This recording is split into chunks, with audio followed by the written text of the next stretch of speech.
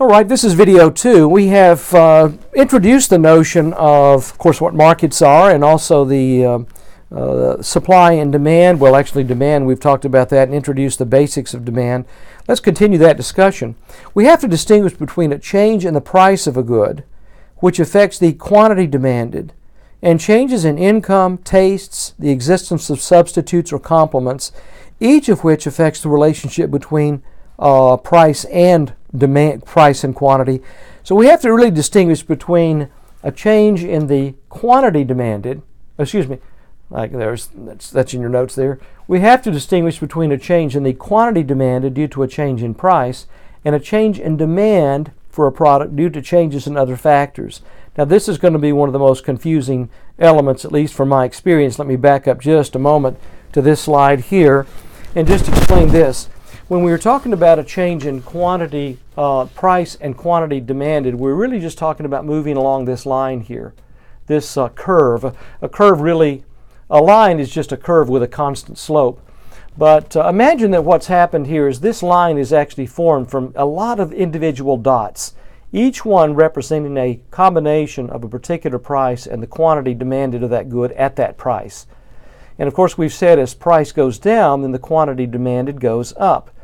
And so when we talk about the effects of a change in on price on demand, well, we're not going to say that. I'm going to say look at the effects of the change in price on quantity demanded. We're moving along this line here.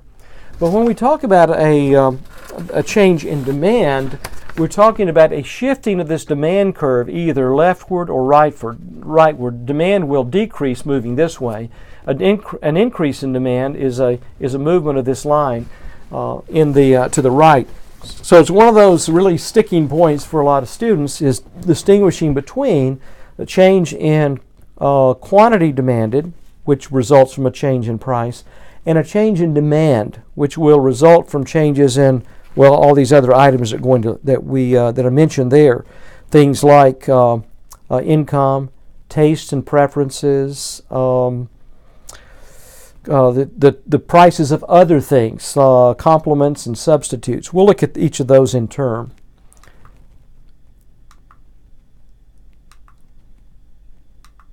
Okay, we're back to your notes here. What determines household demand? That is, we said in most demand, of course, comes from consumers. What causes the demand, and what causes the demand curve to shift?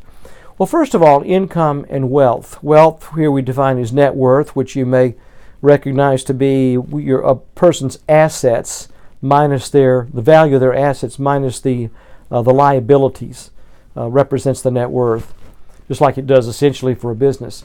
The effect on demand depends on whether the goods are normal. Normal goods are defined as those where demand goes up as income rises. Inferior goods where demand goes down as income rises. Or neutral, that is, there's really a change in income does not change or influence the demand for a good. Tastes and preferences. Now here's where subjectivity, including one's values, come into play, because the relative value that you and I place on something will determine the demand schedule. If we think about the discussion of school teacher pay, which I think I referred to in an earlier video, a lot of students will, if I ask the class, are school teachers underpaid? I get maybe a majority of students that will nod their heads or say yes, but then when I say, how do you know that? They will talk about how hard the teacher works, or how important the teacher's role is in society. That all may well be, but we can then probably talk about people who work even harder, or whose role is more critical, maybe the role of the police force or firemen or the military in defending our freedom and those sorts of things. So how do we determine how much someone is paid? Well, the more you understand about the interaction of supply and demand, the better you understand that. I'll say it now and maybe come back to it later on, that although people will say that school teachers are not very well paid, and here I'm talking about, from preschool all the way up to secondary school. I'm not talking about college professors. They're not usually dealt the same hand of pity and victimization that primary and secondary school teachers are. People don't generally feel sorry for college professors. in the same way they do the others. But everybody makes their decisions, or conceivably we all make our decisions about what careers to pursue based on the relative benefits and the costs of pursuing that career. And a lot of people, of course, pursue education because they love working with kids. They do find value in helping people's lives, make lives better. And they're not alone in that. Social workers do that. Certainly ministers do that. People in the helping professions do that. I would argue there's a whole lot of that in among business people. Or if it's not natural to be concerned about others, you have to be, you have to at least act as if you are in order to be successful, to identify people's wants and try to satisfy those through the market. But one of the things you can do is look at the colleges of education around at universities around the country, and you'll find that very often they are the most highly populated. That is, despite what people may think about teachers being underpaid, there are tons of young, mainly women, but also some men, lined up to be teachers. So there must be some other benefits that they perceive rather than maybe just the dollar pay that they earn. As a matter of fact, someone years ago I heard this, that the three most important reasons for going into teaching, going into education, are June, July, and August. In other words, working for 9 months and having 3 months off in the summers is a really good benefit. Don't have a lot of time to go into talk about Zapotec rugs. Zapotecs are a tribe of Indians in Mexico, and when we lived in California, we would pass through the Four Corners area of Utah, Colorado, New Mexico, and Arizona, and stop off at Gallup, New Mexico, or Albuquerque, some of the other places, Laguna Pueblo, and see some of the items for sale at the trading posts. And of course, Navajo rugs are world renowned for their quality and their uniqueness and the great, very interesting stories that are behind them. Well, it turns out that in some places you can buy rugs very similar to the Navajo rugs made by Zapotec Indians. But they're going to sell at a fraction of the Navajo rugs. Now, you can tell the difference. There are quality differences and differences of design and colors.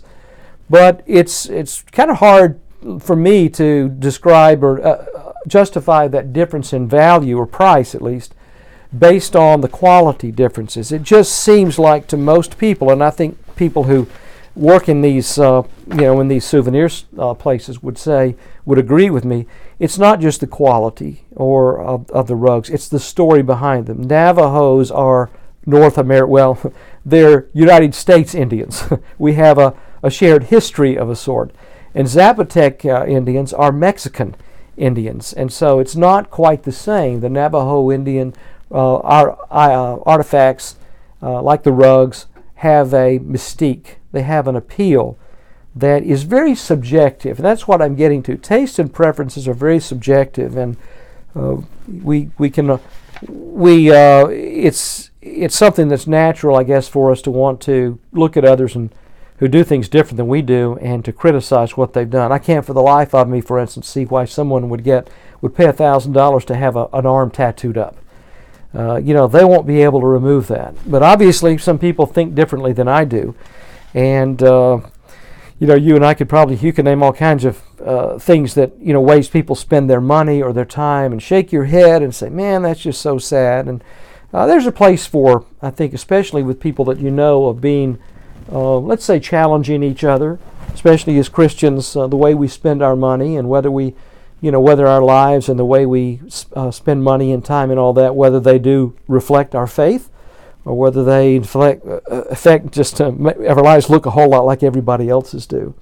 But realize tastes and preferences are very subjective, and as those change, then the demand for certain items will change as well. Prices of related goods and services. We deal with two types of other goods and services: substitutes, things that are consumed instead of, and complements, things that are consumed with the items. More about these later on, but basically substitutes would be something like, let's say the price of beef goes up, and so you say, yikes, I'm going to eat more pork, or eat more chicken, or eat more vegetables or something. And then, so the increase in the price of beef would in fact increase the demand for those substitutes like chicken and pork and vegetables and things. Complements are goods that are related in that they are consumed with. Probably the most common set of complements would be hot dogs and buns, or all the other things, relish and mustard and those sort of things that go with it. As the price, let's say you think in terms of a package like a hot dog and bun and all the fixings as we sometimes call them, if the price of hot dogs goes up, then you can imagine people would consume less of it. That is, the quantity demanded would fall, and the demand for complements like hot dog buns would fall. Now notice here, the price of hot dogs goes up, so the quantity demanded of hot dogs goes down, and the demand for complements such as buns and relish and things like that would go down. Very different, again, or let's say related but different results. A change in price, an increase in price of a good will result in a decreased quantity demanded, but we're moving along that demand curve to really to the left. And but the actual demand for those complements, like the buns, is actually going to fall with an increase in the price of, in this case, hot dogs. The number of buyers, all else the same, the more potential buyers there are, the greater demand. We have certainly seen as, let's say, as different waves of young people come into the school systems, the baby boomers, and then the generation, I get all confused about what some of these are now, Generation X, Generation Y, IY, Millennials, whatever they are now. As those waves come through, if you have a bubble that comes through, it increases the demand for, say, university education and other services. Right now we've got a lot of older people heading toward retirement, and so we're going to see, or have seen really already, an increase in demand for senior care, like retirement facilities and services and those sorts of things. So number of buyers influences demand. Expectations about the future. When will housing prices recover? Well, there was a big downturn in housing market back in 2007 and 2008. And housing prices dropped. A lot of people that still haven't seen houses recover to the prices that they were back at that time.